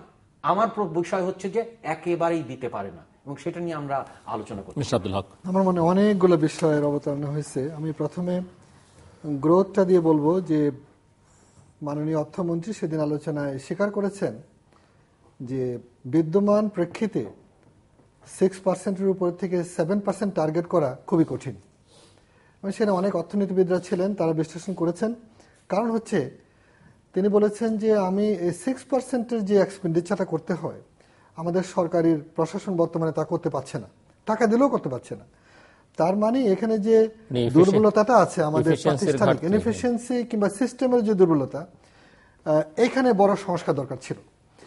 এবং এটা না করলে পর উনি স্পষ্টত বলেছেন যে এটা এই দক্ষতা বৃদ্ধি না করলে পর এটা করা যাবে না। অতএব আমাদের এখানে ব্যাপক রকমের প্রাইভেট ইনভেস্টমেন্ট, প্রাইভেট যেমন ইনফ্রাস্ট্রাকচার ডেভেলপমেন্ট, এটা সরকারের দ্বারা খুব সহজ নয়। আমরা যদি বলি যে ইতিমধ্যে যেমন আমাদের পরে এসে ভিয়েতনাম কেন এত তাড়াতাড়ি এত ভালো করতে পারলো অনেকগুলো ক্ষেত্রে, বিশেষ করে অবকাঠামো বিনিয়োগ আনতে পেরেছে, সবচেয়ে বড় কথা। তার কারণ হচ্ছে তারা সিদ্ধান্তটা তাড়াতাড়ি নিতে পেরেছে এবং প্রকল্পগুলোকে গ্লোবালি ইনভেস্টেবল, মানে বিশ্ব বাজারেই বিনিয়োগযোগ্য করেছে। সেখানে যে প্রয়োজনীয় আপনার বিষয়গুলো, যেমন আপনার ট্রান্সপারেন্সি, অ্যাকাউন্টেবিলিটি, তারপরে প্রকল্প কিভাবে হবে, তার ব্যবস্থাপনাগুলো সবগুলোকে বিশ্বমানে নিয়ে গেছে এবং সেটা ইন্টারন্যাশনাল টেন্ডার হয়েছে, সেখানে তারা আসছে। বাংলাদেশেও আমাদেরকে যদি ব্যাপক রকমের সরকার যেটা চাচ্ছে, তার যে উদ্দেশ্য সেটা পূরণের জন্য তার নিজের ঘরে কিন্তু বড় রকমের সংস্কার দরকার। তার যে মিনিস্ট্রি অনেকগুলো আছে, সমস্ত মিনিস্ট্রিগুলোকে যেমন ইকোনমিক মিনিস্ট্রি নাই, তাহলে ইকোনমিক ডেভেলপমেন্ট এখন বিভাজিত, যেমন শিল্প এবং বাণিজ্য বিভাজিত। দরকার ছিল শিল্প উন্নয়ন মন্ত্রণালয়, যে শিল্প উন্নয়নে ডেডিকেটেডলি কাজ করবে। বিওআইকে দেওয়া হয়েছে ওয়ান স্টপ সার্ভিসে সব আপনি গেলে পাবেন, সেটা কিন্তু হচ্ছে না। অর্থাৎ বুঝতে হবে যে এইটা এরকম অবস্থায় রেখে কিন্তু কোনো মতে আমরা এগোতে পারবো না যদি আমরা তার জন্য প্রস্তুত না হই। অর্থাৎ এটা গভর্নমেন্ট অফিসারদের দোষ দিয়ে কোনো লাভ নেই। আমি মনে করি তাদেরকে সেরকমভাবে যে তৈরি করা যে আপনি একটা ইন্ডাস্ট্রিয়াল ডেভেলপমেন্টে যেতে চাচ্ছেন, সেটা আপনি মুখে বললে হবে না, কিন্তু সেটার জন্য আপনাকে you will have to prepare for that. সেই প্রিপারেশনের কিছু আছে সামাজিক, যেটা প্রফেসর সাহেব বলেছেন, যেমন প্রশাসনের ক্ষেত্রে প্রশাসন কি রেডি ফর দ্যাট? আপনি কি ওয়েলকাম করছেন আমাকে, আসেন বিনিয়োগ করতে আসেন, বিনিয়োগ বোর্ডে গেলে পর ওয়ান কাউন্টারে সব কি পাচ্ছেন? না পেয়ে থাকলে সরকারকে বুঝতে হবে, তা না দিলে পর এটা হবে না, ডিফিকাল্ট। আমার দেশের যে বিনিয়োগকারীরা তারাও কিন্তু বাইরে চলে যাচ্ছে, দেখা গেল তার কাছে পয়সা আছে, সুযোগ আছে, জানে, তারা কিন্তু বাইরে গিয়ে বিনিয়োগ করছে। গার্মেন্টসের অনেক এন্টারপ্রেনাররাই বাইরে এরকমটা করেছে। তাহলে দেখা গেল যে ফিলিপিন্স এবং থাইল্যান্ড জাপানিদের পরামর্শ নিয়ে 60-এর দশক থেকে, যেমন ভিয়েতনাম যুদ্ধের পরে 70-এর দশক, ইনফ্যাক্ট থাইল্যান্ড কিন্তু সেভাবে প্রস্তুত করলো নিজেকে করে, সে কিন্তু দেখা গেল যে কোরিয়া তাইওয়ানের পরে থাইল্যান্ড জাপানের বিনিয়োগের বড় রকমের বেনিফিটও পেল, এবং জাপান আস্তে আস্তে ওখান থেকে অনেক অটোমোবাইল ইন্ডাস্ট্রি থাইল্যান্ডে শিফট করলো। আজকে থাইল্যান্ড যে জায়গায় আছে, এক সময় ছিল 60-এর দশকে কিন্তু ফিলিপিন্স থাইল্যান্ডের আগে ছিল, অগ্রগামী ছিল। ফিলিপিন্সের কারাপশন, অপশাসন, তারপরে মার্কোসের দুর্নীতি, ক্রনিক ক্যাপিটালিজমের কারণে ফিলিপিন যে পর্যায়ে গেছে, আগামী 100 বছরও ফিলিপিন থাইল্যান্ডে ছুঁতে পারবে না। ইন্দোনেশিয়ায় সুকার্নোর সময় যে অবস্থা ছিল, পরবর্তীতে সামরিক শাসক মানে এক জেনারেল এসে যিনি নির্বাচিত হলেন, তিনি কিন্তু ব্যাপক পরিবর্তন এনে বর্তমানে কিন্তু ইন্দোনেশিয়া সারপ্রাইজিংলি অনেক কাঠামোগত বিন্যাস পরিবর্তন করে এখন বিনিয়োগ কিন্তু আকর্ষণ করতে পেরেছে, যেটা কেউ বিশ্বাস করে নেই, আশা করে নেই। শুধুমাত্র ছিল কাঠামোগত বিন্যাস করেছে, সরকারের ভিতরে পরিবর্তন এনেছে এবং বিনিয়োগের জন্য অনেক ইন্ডাস্ট্রিয়াল পার্ক, ইকোনমিক জোন এগুলো ডেভেলপ করে কিন্তু বিনিয়োগকারীকে সুযোগ করে দিয়ে তার কিন্তু গ্রোথ বেড়েছে। একটা গার্মেন্টসের মেয়ে সরকারি টাকায় ইন্দোনেশিয়াতে ট্রেনিং নিতে পারে, সরকার পাঠা দিচ্ছে, আসো বাবা তুমি এখানে ট্রেনিং নাও, তোমাকে মাসে এত করে দেবো। সে ট্রেনিং নিচ্ছে, মেশিনটা পাচ্ছে টাকার, সে কিন্তু গিয়ে কর্মসংস্থান হচ্ছে, জাপানিরা বিনিয়োগ করছে। বিনিয়োগের কিন্তু কোনো রূপ নাই, কোনো ধর্ম নাই, বর্ণ নাই। সে যেমন দেখে এখানে গেলে নিরাপদ, এখানে লাভ হবে, এখানে চলে যাচ্ছে। গুজরাটে গিয়েছে মোদি, যখন নিল, মোদিকে জাপানিরাই কিন্তু প্রায় পাশ করিয়ে দিল ইন্ডাস্ট্রিয়াল পার্কে বিনিয়োগ করে। মোদি কিন্তু ওই কার্ড দেখিয়ে সারা ভারতের যুবশ্রেণীকে বললো, দেখো ধর্মত্ব রাখো, আসো ইকোনমির রাস্তায় আসো, আমি তোমাকে কর্মসংস্থান দেবো গুজরাটের মতো করে। সব কিন্তু একেবারে উত্তরপ্রদেশ যে কংগ্রেসের ঘাঁটি, সেটাই কিন্তু একেবারে গঙ্গার জলে ভাসিয়ে দিল ভোটের বন্যায়। অতএব ইকোনমির ভাষা কিন্তু ভিন্ন। ইকোনমি কিন্তু কোনো দল টল বুঝে না। এটা বুঝতে হবে যে ইকোনমি কোনো রিলিজিয়ন নেই। সেই ইকোনমিক ডেভেলপমেন্টের পথে কিন্তু সরকার যেতে চাচ্ছে, আমরা সেটাকে সাধুবাদ জানাই। কিন্তু সেটা যাওয়ার জন্য যে ভিতরে যে প্রস্তুতি, সেটা কিন্তু আমরা যথেষ্টভাবে নিতে পারি নাই। এবং সে কারণে যেমন ধরুন আজকে যুব সম্প্রদায়, যে যুবক টেন্ডারবাজি করছে, সে কিন্তু হতে পারত প্রশিক্ষিত ম্যানেজার, প্রশিক্ষিত টেকনোলজিস্ট, দেশে বিদেশে। আজকে যে যাকে আমি 14 কি 15 কি 16 বিলিয়ন ডলার নিয়ে আমরা মানে উষ্ম প্রকাশ করছি, আমার রিজার্ভ আছে 24 বিলিয়ন ডলার রেমিটেন্স বাড়ছে, আমার রেমিটেন্স দরকারই নেই। যদি আমি দেশে শিল্পায়ন করতে পারি, এই ওয়ার্কাররা কিন্তু এর অনেক বেশি গুণ বেতন পাবে এবং আমার এখানে বিনিয়োগ অনেক বেশি আসবে। আমাকে বরং উল্টা ইনসেন্টিভ দিয়ে বাইরে থেকে নিয়ে আসতে হবে যে বাবা তুমি আমার এখানে চলে আসো, বেতন বেশি দেবো। কারণ আমার দরকার হচ্ছে, আজকে বাংলাদেশের মতো গরিব দেশ থেকে কেউ কি বিশ্বাস করবে ভারতে 3.71 বিলিয়ন রিমিট হয়, 4th or 5th largest remitter to India from Bangladesh. যে বাংলাদেশ তার জনসংখ্যার ভারে নুজ্জ, তার মানুষ সমুদ্রে এখন ঝাঁপ দিয়ে মারা যাচ্ছে। কারণটা কি? আমি জনগণকে সম্পদ হিসাবে ব্যবহার করতে সম্ভবত পারি নাই। অতএব সে আমার জন্য আপদ কিংবা বিপদ হয়ে দাঁড়িয়েছে, সে কিন্তু সম্পদ হওয়ার কথা। সেটা কেবল সুন্দর ভাষায় বললে হবে না, আপনাকে তো বিনিয়োগ করতে হবে, তাকে প্রশিক্ষণ করতে হবে। যে আমি মনে করি আমাদের যতগুলো ব্যাপার আছে, সেখানে যদি সবটার মধ্যে সব প্রায়োরিটিটা দিতাম, যে আমি মানব সম্পদের ক্ষেত্রে আমরা সবচেয়ে বেশি, শুধু বিনিয়োগ নয়, পরিকল্পনা, সে জায়গায় আমাদের জোর দেওয়া, সেখানে সবচেয়ে বেশি প্রায়োরিটি দেওয়া, তাহলে কিন্তু বাংলাদেশ ডেফিনেটলি 10-15 বছরে অনেক উপরে চলে যেতে পারত। আমরা যদি সামনে বাজেট উপস্থাপন করা হবে, বাজেটকে মাথায় রেখে একটু করি, আশু কিছু পদক্ষেপ, পরিকল্পনার কিছু মানে দার্শনিক দিকটা বাজেটের মধ্যে খানিকটা একটা জিনিস হচ্ছে যে তো আমরা পরিষ্কারভাবে যেটা বলার চেষ্টা করেছি সেটি হচ্ছে যে আপনার বাজেটের যদি পদক্ষেপ জীবন এবং জীবিকার উপরে পরিবর্তন রাখতে হয় তাহলে রাজনৈতিক সিদ্ধান্ত এবং রাজনৈতিক মোকাবেলা এবং যেটা বিনিয়োগের জন্য দরকার সেটা হচ্ছে যে এক ধরনের শাসনতান্ত্রিক সক্ষমতা, সেটা আপনাকে নিশ্চিত করতে হবে। তার মানে হচ্ছে যে বাংলাদেশকে পরিষ্কারভাবে রাজনৈতিকভাবে সিদ্ধান্ত নিতে হবে যে আমাদের এখানে বিনিয়োগের জন্য যে আস্থার পরিবেশ সেটা বিরাজমান, সেই ব্যবস্থা একটা রাজনৈতিকভাবে নিতে হবে। দ্বিতীয় বিষয় হচ্ছে যে আমরা যেটা বলার চেষ্টা করছি তা হচ্ছে যে আমাদের বর্তমান অর্থনীতি এবং আমাদের মানুষ এবং আমাদের যে জনমিতি এবং আমাদের যে জমি এবং আমাদের এখন যে উৎপাদন ক্ষমতা তার মধ্যে লাক্সইকরণ করতে হবে, অর্থাৎ হচ্ছে অ্যাপ্রোপ্রিয়েট করতে হবে। সেইটা করার মতো নীতি কাঠামো এখন বাংলাদেশে বিদ্যমান না। অর্থাৎ হচ্ছে যে সেটা না হচ্ছে যে ভৌত কাঠামোর ব্যাপারে, না হচ্ছে আপনার সামাজিক অবকাঠামোর ক্ষেত্রে, এবং কর্মসংস্থান অর্থাৎ পূর্ণ কর্মসংস্থানমুখী নীতি যেমন 1 নম্বর থাকা দরকার। 2 নম্বর থাকা দরকার হচ্ছে প্রোডাক্টিভ ক্যাপাসিটি এক্সপ্যানশন, অর্থাৎ হচ্ছে যে ম্যানুফ্যাকচারিং, এবং কারণ হচ্ছে যে বাংলাদেশ এখন ঠেকে আছে গ্লোবালি কম্পিটিটিভ মাত্র 2-3টা প্রোডাক্টের ক্ষেত্রে। তার মানে হচ্ছে যে সেখান থেকে বেরোনো দরকার। তার মানে প্রোডাক্টিভ ক্যাপাসিটি, এবং সেটা হচ্ছে ঠিক জায়গায়, আপনার সেবা খাতে না, এটা হচ্ছে শিল্প খাতে এবং কৃষি খাতের মধ্যে দরকার, কৃষির বহুমুখীকরণ। তো সেইখানে কিন্তু আমাদের নতুন কোনো চিন্তা চেতনা নাই। এবং তৃতীয় হচ্ছে যে আপনার মানুষকে ব্যবহারের জন্য অর্থাৎ কর্মসংস্থানের যে বিভিন্ন, সেখানেও কিন্তু নতুন চিন্তা নেই। আর যেটা একেবারেই নাই সেটি হচ্ছে যে বাংলাদেশের বর্তমান কাঠামো যেটা আছে, বিশেষ করে উনি কেবলমাত্র শুরু করেছিলেন যে মন্ত্রণালয়গুলোর চেহারা কিরকম হবে। বাংলাদেশের যে অর্থ মন্ত্রণালয় আছে সেটা আসলে বাংলাদেশের জন্য একেবারেই অনুপযোগী, এবং এইটা কিন্তু কোনোভাবেই আমরা লক্ষ্য করছি না কোনো চিন্তা চেতনায় যে অর্থ মন্ত্রণালয়কে কিভাবে ঢেলে সাজানো হবে। আপনি যদি খেয়াল করেন তাহলে লক্ষ্য করবেন যে অর্থ মন্ত্রণালয় এখন 4টা বিভাগ আছে। একটা বিভাগ হচ্ছে অর্থ বিভাগ, দ্বিতীয় হচ্ছে যে অভ্যন্তরীণ সম্পদ বিভাগ, তৃতীয় হচ্ছে যে ব্যাংকিং বিভাগ, এবং চতুর্থ হচ্ছে অর্থনৈতিক সম্পর্ক বিভাগ। এইটা কিন্তু বাংলাদেশের অর্থনীতি চালানোর জন্য একেবারেই লাকসই নয় এবং টেকসইও নয়। তার মানে হচ্ছে যে আমি মনে করি হচ্ছে যে আসলে এটা ঢেলে সাজানো দরকার, এবং এইটা যদি উদ্যোগ নেয় তাহলে সেটা সম্ভব।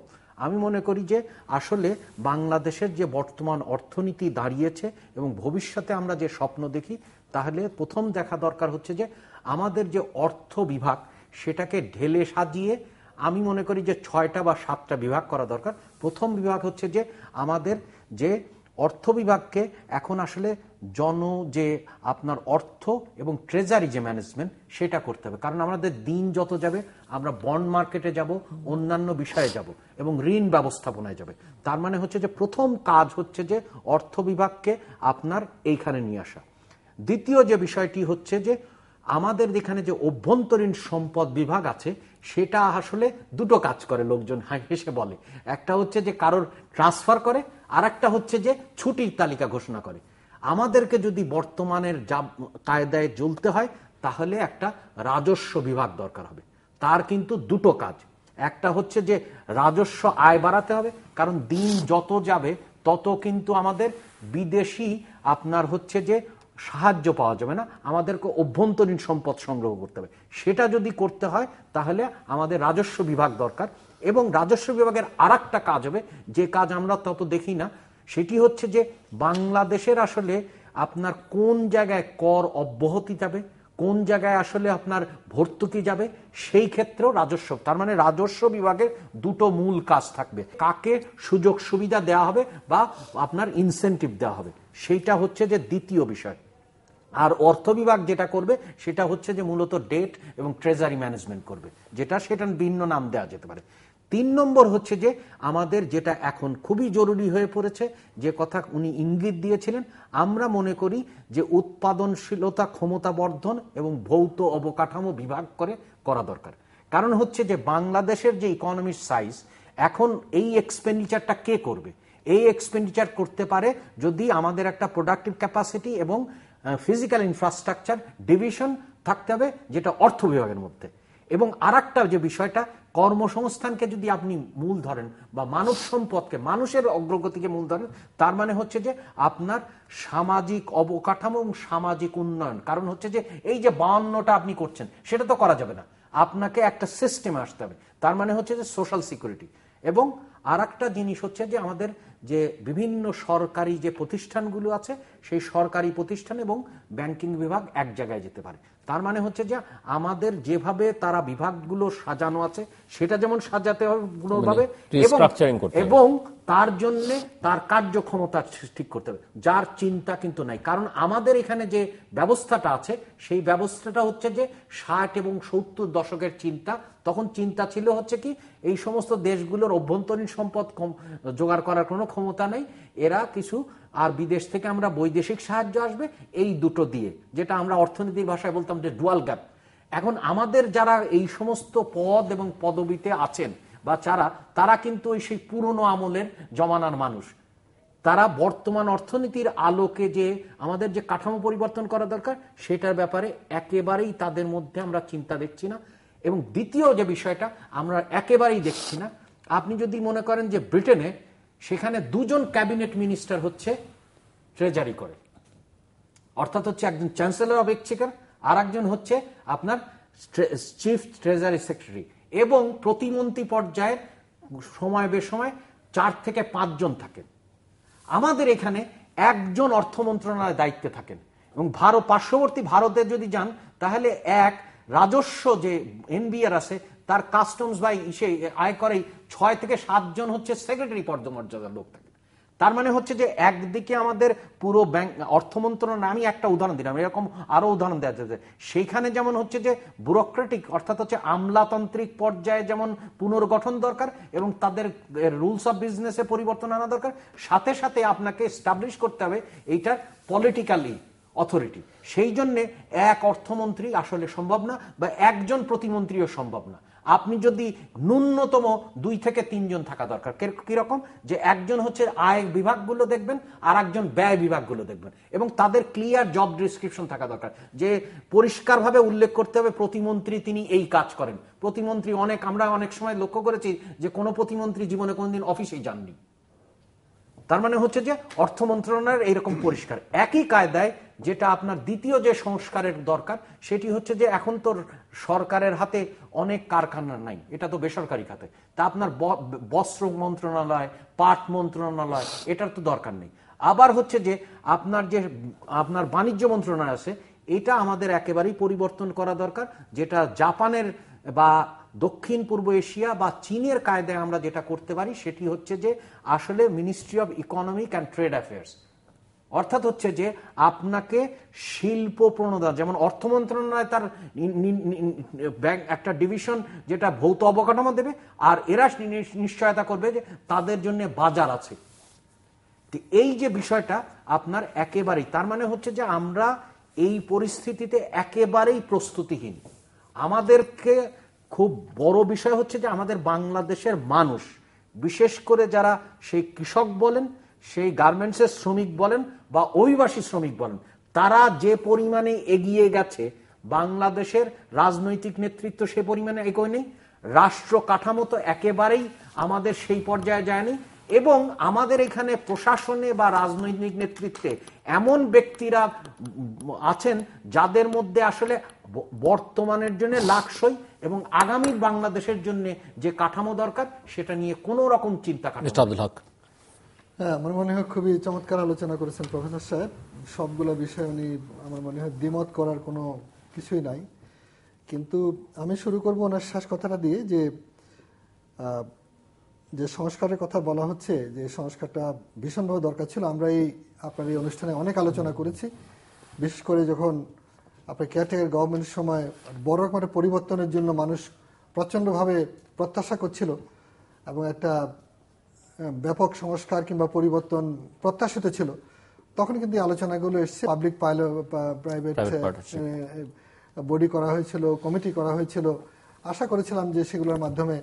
আনফর্চুনেটলি আমাদের রাজনৈতিক কারণেই হয়তো সেগুলো সম্ভব হয়নি, কিন্তু এখন আবার যদি শুরু করতে হয় তাহলে রাজনীতিকে শুরু করতে হবে। ডেফিনেটলি রাজনীতিকরাই কিন্তু দর্শন দেবেন যে এই রাষ্ট্র, এই জনগণ কোথায় যাবে।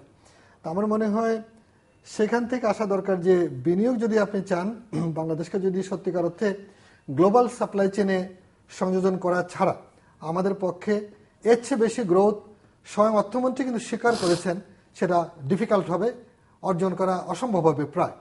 সেই জন্যই কিন্তু এখন এই সরকারও যদি উন্নতি করতে চায় তাহলে কিন্তু তাকে ব্যাপক পরিবর্তনের চিন্তা করতে হবে। আমি বলবো জাপানের একটা কোম্পানি বাংলাদেশে যখন এসেছিল তখন জাপানে যে রাষ্ট্রদূত চলে গেলেন মিস্টার সাদুশিমা, তিনি বলছিলেন তিনি এখানে আসার আগে ইউনিক্লো নামে কোম্পানিটির চিফের কাছে গিয়েছিলেন, প্রধানের অফিসে। ছোট্ট একটি অফিস, সেখানে লেখা চেঞ্জ অর ডাই, পরিবর্তন অথবা মৃত্যু। তার মানে আপনি যদি পরিবর্তন সাধন না করেন সময়ের সঙ্গে, অবস্থার সঙ্গে, ইকোনমির সাথে, গ্লোবাল এনভায়রনমেন্টের সাথে, তাহলে মৃত্যু অনিবার্য। অতএব কেউ কিন্তু এফোর্ড করতে পারে না থেমে থাকা। চীনের এই মহা উত্থানের পেছনে কারণটা কি? যে চীন 1974 সনে দ্যাং শিয়াওপিংয়ের মতো মহাপরাক্রমশালী চীনের সম্রাটের মতো মানুষকে প্লেনের ভাড়া দিতে পারে নাই আমেরিকা যাওয়ার জন্য। প্রথম যখন খুলে, I am coating from a book call red capitalism. সেই চীন কি করে মাত্র 30-35 বছরে এই পরিবর্তন সাধন করলো? তার সিক্রেসিটা হচ্ছে তারা বাজার অর্থনীতিকে ধারণ করতে পেরেছিল, নিয়ন্ত্রণ পরিবর্তন করেছে, কথা কম বলেছে, কাজ বেশি করেছে। মৌলিক শিক্ষায় যে মারাত্মক রকমের দুর্বলতা আমরা দেখতে পাচ্ছি, ইভেন ভারত কেন পারলো না, চীন কেন পারলো? তার কারণ হচ্ছে পরিবর্তন এবং সংস্কারগুলো করা এবং মানুষের জন্য প্রফিট বিনিয়োগ করা। হয়তো বা আপনি বলতে পারেন যে এক পার্টি শাসন ছিল, সেখানে গণতন্ত্র ছিল না। সেখানে যা আছে কিন্তু গণতন্ত্র তা দিতে পারে নাই, কোনো তন্ত্রই তা দিতে পারে নাই। কোরিয়ার পার্ক চুং হি কিন্তু যে অবকাঠামো করে গিয়েছেন, সেটাকে ধরে কিন্তু কোরিয়া একসময় পাকিস্তানের কাছ থেকে জানতে চেয়েছিল যে পাকিস্তানের এত উন্নতি কি করে হচ্ছে, ইন্ডাস্ট্রিয়াল ডেভেলপমেন্ট। সে কোরিয়া কিন্তু এখন পৃথিবীর অন্যতম উন্নত দেশে পরিণত হয়েছে। পরিবর্তন করতেই হবে আপনাকে। অতএব আমাদের যে অভিজ্ঞতা, যেটা অবশ্যই যথার্থ বলেছেন, যে বেসরকারি খাত, ব্যবসায়ী সম্প্রদায়, চিন্তাবিদরা, মানুষ এগুতে চাচ্ছে, কিন্তু রাষ্ট্র সেটা সেই অবকাঠামো, সেই পথ করে দিতে পারছে না। রাষ্ট্রকে বুঝতে হবে রাষ্ট্রের পক্ষে এটা অনেক ক্ষেত্রে সম্ভব নয়। অতএব সে পথ করে দিতে না পারুক, অন্তত পথের কাঁটা কিংবা বাধা হয়ে যেন না দাঁড়ায়। আমার তো মনে হচ্ছে এখন আমাদের প্রশাসন, রাষ্ট্রযন্ত্র আমাদের উন্নতির পথে অনেকটা বাধার মতো দাঁড়িয়ে আছে। সেটাকে বাধা সরিয়ে দেওয়ার জন্য কিন্তু প্রচন্ড চিন্তা দরকার। যে এই প্রশাসন কাঠামো, যেমন আপনি ইন্ডাস্ট্রিয়াল পার্ক দিতে পারছেন না, তাহলে কি দরকার? আমার ল্যান্ড রিক্লেম করতে হবে। নদীর পারে, সমুদ্রের পারে আমাকে কিন্তু জমি ভরাট করে বের করতে হবে। আমার 10% গ্রোথের জন্য যে জমি দরকার, তা কিন্তু টোটাল জমির 1%ও নয়। তা আপনি কি করলেন? পূর্বাঞ্চলের মতো এই যে মানুষকে উচ্ছেদ করে আবাসন করলেন, আমাকে হয়তো প্লট দিয়েছেন, কিন্তু যদি ওখানে ইন্ডাস্ট্রিয়াল পার্ক করতেন তাহলে কিন্তু 2% গ্রোথ বেড়ে যেত। তাহলে আমরা বুঝতে পারিনি। এটা আমাদের চিন্তার দুর্বলতা কিংবা সীমাবদ্ধতা। আজকে আমার কাছে কোনটা আগে? চেনারা কি করেছে দেখেন, মানুষকে আগে কিন্তু ট্রেন, যাত্রীবাহী ট্রেন দেয়নি। আমি দেখছি 10-12টা মালের ট্রেন যাচ্ছে, একটাও যাত্রী ট্রেন নাই, এখন থেকে 20-25 বছর আগে। এখন কি করেছে? বুলেট ট্রেন করেছে যাত্রীদের জন্য। যখন টাকা এসছে বুলেট ট্রেন করে দিয়েছে। সারা চীনে হাজার হাজার কিলোমিটার রাস্তা করেছে। তিব্বতে ট্রেন নিয়ে গেছে, যেটা কল্পনারও অতীত, পাহাড়ের উপরে কত হাজার মিটার উপর দিকে নিয়ে গেছে। অর্থাৎ সম্পদ থাকলে আপনি সম্পদের বন্টন করতে পারেন, বিনিয়োগ করতে পারেন। সম্পদ অর্জন করার জন্য, সৃজন করার জন্য, এই মানুষের জন্য যে বিনিয়োগ করা দরকার, যে পরিবর্তন দরকার, সেটা আপনি করতে হবে। অর্থাৎ সেখানে এই যে উনি যে আমাদের শাসন প্রশাসনে যে সংস্কারের কথা বলছেন, সেটা ডেফিনেটলি প্রয়োজন। আমরা অনেক আলোচনা করেছি, আলোচনা করা দরকার। এবং সমস্ত চিন্তাবিদরা আমাদের দেশের সৃজনশীল মানুষের আলোচনা করবে, বিশ্ববিদ্যালয়গুলো আছে, চিন্তাবিদরা আলোচনা করবে। কিন্তু প্রথম দরকার হচ্ছে যে শর্তটা, যে কেন আমরা ঘুরে ফিরে একই জায়গায় আসতেছি, আবার নতুন করে ওই স্কোয়ার ওয়ানের মধ্যে চিন্তা করছি যে আমার এখান থেকে শুরু করতে হবে। তার মানে আমরা কোথাও ভুল করছি, ঘুরে ফিরে আবার রাজনৈতিক জায়গায় এসে ধরা খাচ্ছি। এখান থেকে বেরিয়ে আসা দরকার। রাজনৈতিক নেতৃত্বকেই কিন্তু এই ভুল করলে চলবে না। এই ভুলে কিন্তু অনেক দেশ শেষ হয়ে গেছে। সোমালিয়া কোনো রাষ্ট্র আর নাই, সেখানে কিন্তু একবার আমেরিকানরা আসে, তো অন্য দুর্বৃত্তরা আসে। অতএব অনেক, ইরাক ভেঙে ছানখান হয়ে গেছে, লিবিয়া পত্তন কিন্তু রাষ্ট্র ভেঙে গেছে। অতএব এখানে কিন্তু বাংলাদেশের মানুষ যুদ্ধ করেছে, প্রত্যাশা করেছে একটা শান্তিপূর্ণ, মর্যাদাপূর্ণ, শান্তির দেশ। সে জায়গায় কিন্তু আমাদের সিরিয়াস চিন্তা দরকার যে আমরা কোথায় নিয়ে যাচ্ছি রাষ্ট্রকে। ডেফিনেটলি 22 থেকে 25 লক্ষ যে যুব সমাজ বাজারে আসছে, তাদের জন্য আমাদের সর্বাগ্রে বিনিয়োগ দরকার, চিন্তা দরকার। আমি মনে করি প্রয়োজনে আমরা হাই স্কুলের টিচার আমদানি করা দরকার। একটা টিচার এসে আমার 1000 টিচারকে শেখাবে। আমাদের ভোকেশনাল টিচার জার্মান থেকে আনি, জাপান থেকে আনি, চীন থেকে আনা কিন্তু সম্ভব। আমি যেখানে এত টাকা খরচ করছি আমি এটা কেন পারবো না? অতএব এইরকম একটা বৈপ্লবিক পরিবর্তন ছাড়া বাংলাদেশকে এগিয়ে নিয়ে যাওয়া যাবে না। এবং বাংলাদেশের মানুষ অনেক, আমি বলবো যে কর্ম উদ্যমী, অনেক পরিশ্রমী, অনেক অল্পতে তুষ্ট। সেই মানুষের, এক ভাষাভাষী মানুষের উন্নতি এত কঠিন ছিল না যদি শাসনটা ঠিক মতো হয়। খুব সংক্ষেপে 2 মিনিট সময় শেষ করতে আমরা আসলে যেটা আমরা পরিষ্কারভাবে প্রতি আলোচনায় যেটা প্রশ্ন যেটা হচ্ছে সেটি হচ্ছে যে বাংলাদেশের বর্তমান পরিস্থিতি থেকে আমরা উত্তরিত হতে পারছি না কেন, বাংলাদেশের এত সম্ভাবনা থাকা সত্ত্বেও। এই প্রশ্নের প্রথম বিষয় তো অবশ্যই রাজনৈতিক, অর্থাৎ হচ্ছে যে রাজনৈতিক প্রক্রিয়া এখনো মানুষ কেন্দ্রিক নয়, এখনো তাদের গোষ্ঠী বা স্বার্থ কেন্দ্রিক। এবং সেই কারণে যে ধরনের রাষ্ট্রযন্ত্রের, যে ধরনের শাসনতান্ত্রিক প্রক্রিয়া দরকার, বিশেষ করে বাংলাদেশের একটা আমরা বিরাট গর্বের বিষয় আমাদের মুক্তিযুদ্ধ, কিন্তু আমরা মুক্তিযুদ্ধ করেছি কিন্তু নাগরিক রাষ্ট্র তৈরি করতে পারিনি। আমাদের রাষ্ট্র এখনো কেন্দ্রীভূত পৃষ্ঠপোষকতার মধ্যে সীমাবদ্ধ, এবং এই রাষ্ট্র আমাদেরকে জনগণের যে ক্ষমতা আছে সেইটার আপনার বিকাশ ঘটাতে পারছে না। অর্থাৎ আমাদের এখানে খুবই জরুরি ভিত্তিতে দরকার একটা নতুন সংবিধান।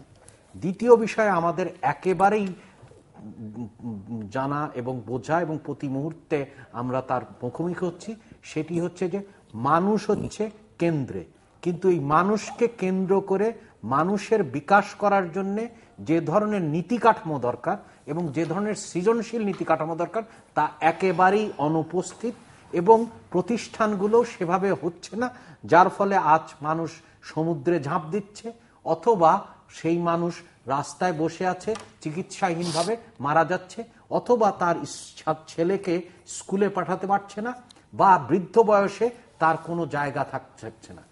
তৃতীয় যে বিষয়টা দরকার সেটি হচ্ছে যে আমাদের যারা চিন্তা করছেন বা যারা যে সমস্ত পদে আছেন সেই পদের চিন্তা ভাবনাটা খুবই সেকেলে এবং খুবই প্রথাগত। এই চিন্তার বন্ধন যদি না ভাঙে, অর্থাৎ হচ্ছে যে আমরা আসলে এক অচলায়তনের মধ্যে আছি। রবি ঠাকুর এক সময় বলতেন যে যুক্ত করহে, মুক্ত করহে বন্ধ, যুক্ত করহে সবার সঙ্গে। এই অচলায়তন যেটা তৈরি হয়েছে সেটি হচ্ছে যে আমাদের যে শাসনতান্ত্রিক সংকট, অর্থাৎ হচ্ছে যে আমরা একটা কেন্দ্রীভূত এক কেন্দ্রিক রাষ্ট্রের মধ্যে নিপতিত হয়েছি। যদিও আমরা স্বাধীনতার ঘোষণাপত্রে উল্লেখ করেছি মানবিক মর্যাদা, সমতা এবং সামাজিক ন্যায় বিচার, যতক্ষণ না পর্যন্ত আমরা সেই নাগরিক রাষ্ট্রের মধ্যে যাব, অর্থাৎ নতুন চিন্তার বিকাশ না হবে, মানুষকে কেন্দ্র করে না যাব, ততদিন কিন্তু বাংলাদেশের আসলে মানুষের আকাঙ্ক্ষা অর্জিত হবে না। কিছু যোগ করবেন আপনি? 30 সেকেন্ডস যদি সময় নিয়ে আমাদের।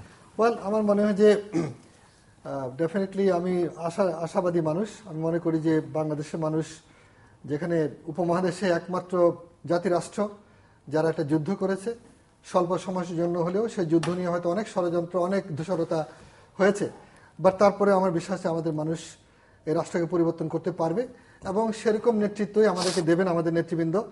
এবং আমি মনে করি আমাদের সকল শ্রমিক, কৃষক, যারা সম্পদ সৃজনকারী মানুষেরা, উদ্যোক্তা, ব্যবসায়ী, আমাদের শাসন প্রশাসনের বুদ্ধিজীবী মানুষ, শিক্ষক থেকে আরম্ভ করে সেনাবাহিনী, পুলিশ থেকে সর্বত্র যে আমরা একটা যে শক্তি নির্মিত হয়েছে, সেখানেই কিন্তু তারাই পরিবর্তনটা সাধন করতে পারে। এবং যারা আজকে বিশাল জনগোষ্ঠীকে আমার মনে হয় অসহায় করে দিতে চাচ্ছে, সেটা ভয়ঙ্কর রকমের বিষয়, এবং তারই নমুনা আমরা দেখতে পাচ্ছি। সেখানে সাবধান হওয়া দরকার, ফিরে আসা দরকার আমাদের, যে আমাদের বাংলাদেশকে ডেফিনেটলি পরিবর্তন করতে হবে, এবং মর্যাদাশীল রাষ্ট্রে উপনীত করার জন্য যে পরিবর্তনগুলো দরকার সেই পরিবর্তন সাধনের উপযুক্ত নীতিমালা আমাদেরকে দিতে হবে। অন্যথায় ব্যর্থ হলে পর ডেফিনেটলি আমাদেরকে সে জায়গায় আমরা থেমে থাকতে পারবো না। দর্শক, আমরা অনুষ্ঠানের শেষ প্রান্তে তৃতীয়মত সম্পর্কে আপনারা লিখতে পারেন ডাক, ইমেল, SMS এর মাধ্যমে, ইন্টারনেট, আমাদের অফিসিয়াল ওয়েবসাইট অথবা সোশ্যাল মিডিয়াতে যেসব পেজ রয়েছে সেসব পেজে আপনাদের মতামত রাখতে পারেন।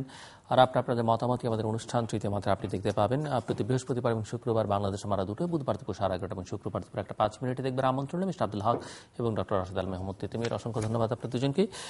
দর্শক মণ্ডলী, এক চরম বৈপরীত্যের মধ্য দিয়ে যাচ্ছে বাংলাদেশ, এবং এই বৈপরীত্যটা এরকম যে একসময় হিলারি ক্লিন্টন বলেছিলেন 5 তারা হোটেল দেখছেন, পাশে বস্তি দেখছেন। আমরা আমাদের অর্থনীতির নানান ইতিবাচক সূচক দেখতে পাচ্ছি, কিন্তু এদেশের মানুষই আবার সমুদ্রে প্রাণ দিচ্ছে, সমুদ্রে ভাসছে মাসের পর মাস, জীবিকার সন্ধানে ঘুরছে এবং জীবনের ঝুঁকি নিয়ে কোথাও গিয়ে গণকবরে লাশ হচ্ছে। এখানে মানুষ এগুচ্ছে, নেতৃত্ব পিছিয়ে পড়ছে, নেতৃত্ব এগুতে পারছে না। কখনো কখনো বলা হয় এখানে অর্থনীতি এগুচ্ছে, রাজনীতি পিছিয়ে পড়ছে, এবং রাজনীতি না এগুলে অর্থনীতি আসলে থমকে দাঁড়ায় বা সেটি এগুতে পারে না। এখানে আমরা এখন স্থির সিদ্ধান্ত উপনীত হতে পারিনি যে আমাদের জনসংখ্যা যেটি আছে সেটিকে কি আমরা ডিভিডেন্ড হিসেবে দেখবো না ডিজাস্টার হিসেবে গণ্য করব, সেই সিদ্ধান্ত আমাদের রাজনৈতিক নেতৃত্ব, নীতি নির্ধারক এখন পর্যন্ত গ্রহণ করতে পারেননি। এবং এখানে সমস্যাগুলো আলোচনা করতে গিয়ে আমার অতিথিরা বলছেন যে প্রতিষ্ঠানগুলো ভেঙে যাচ্ছে এবং ভেঙে গেছে। আসলে আনুষ্ঠানিক প্রতিষ্ঠান যেগুলো আছে সেগুলো কার্যকর নয়, অনানুষ্ঠানিক প্রতিষ্ঠান বলতে যেগুলো বোঝায় মূল্যবোধের কথা এখানে আলোচনায় এসেছে, অন্যান্য বিষয়গুলো সেগুলোর খুবই করুণ দশা। এখানে প্রবৃদ্ধি নিয়ে আমরা গর্ব করি, যদিও বলা হচ্ছে অন্যান্য দেশে অর্থনৈতিক সংকটের মধ্যেও বাংলাদেশের প্রবৃদ্ধি একটা স্থিতিশীল অবস্থার মধ্যে আছে, টার্গেট একটা ফিক্স করা হচ্ছে, তার কাছাকাছি ঘুরপাক খাচ্ছে বহু বছর ধরে, এটিও একটি অর্জন বলে অনেকে মনে করে থাকেন। যদিও এখানে আলোচনা এসেছে, অর্থমন্ত্রী নিজেই স্বীকার করেছেন যে এই প্রবৃদ্ধি আর বেশি দূর এগিয়ে নিয়ে যাওয়া সম্ভব নয়। তারপরে এই প্রবৃদ্ধির গুণগত মান কি সেটি নিয়েও কিন্তু প্রশ্ন তুলেছেন আমার অতিথিরা। এবং সব মিলিয়ে যেটি আলোচনার মধ্যে এসেছে যে এভাবে আসলে খুব বেশি দূর বাংলাদেশকে এগিয়ে নিয়ে যাওয়া যাবে না। এখানকার শাসন পদ্ধতি, সংবিধান, এখানকার প্রতিষ্ঠানগুলোর কাঠামো সব কিছু নিয়ে আসলে আমূল একটা পরিবর্তন বা সংস্কার, যেটি বহুবার এই অনুষ্ঠানে আলোচনা হয়েছে, তার দিকে নজর দিতে হবে। এখানে নীতি কাঠামোতে এক ধরনের সৃজনশীল চিন্তার বা সৃজনশীলতা নিয়ে আসতে হবে, এবং সেটি যদি করতে বাংলাদেশ ব্যর্থ হয়, উদাহরণ হিসেবে এসেছে যদি আমরা রক্ত দিয়ে এই দেশে স্বাধীনতা অর্জন করেছি, বহুবার এদেশের মানুষ নানান প্রশ্নে, ভাষা থেকে শুরু করে গণতন্ত্রের প্রশ্নে বহুবার রক্ত দিয়েছে, কিন্তু ইতিহাস বলছে বা আশপাশে এখনকার যে বিশ্বের যে চেহারা হাল হকিকত আমরা দেখতে পাচ্ছি, এরকম বহু দেশে কিন্তু শেষ পর্যন্ত তার সেই গতি প্রবাহটা ধরে রাখতে পারেনি। অনেক রাষ্ট্র ধ্বংস হয়ে গেছে, ভেঙে গেছে, বা তার অস্তিত্বটা টিকে রাখা দূর হয়ে দাঁড়াচ্ছে। কাজেই রাজনৈতিক নেতৃত্বের জন্য অনেক পরামর্শ এখানে আমার অতিথিরা দিয়েছেন, প্রতিদিনই অনেকে অনেক পরামর্শ দিচ্ছেন, চিন্তা করবার যথেষ্ট সুযোগ আছে। বাংলাদেশের মানুষ তো রাজনীতির প্রতি তাদের অগাধ প্রেম আছে, রাজনৈতিক নেতৃত্বের উপরে নির্ভর করতে চায়, বোধোদয়টা দরকার আমাদের নেতৃত্বের। দর্শক, আমাদের সঙ্গে থাকবার জন্য অসংখ্য ধন্যবাদ, আপনাদের সবার জন্য শুভকামনা।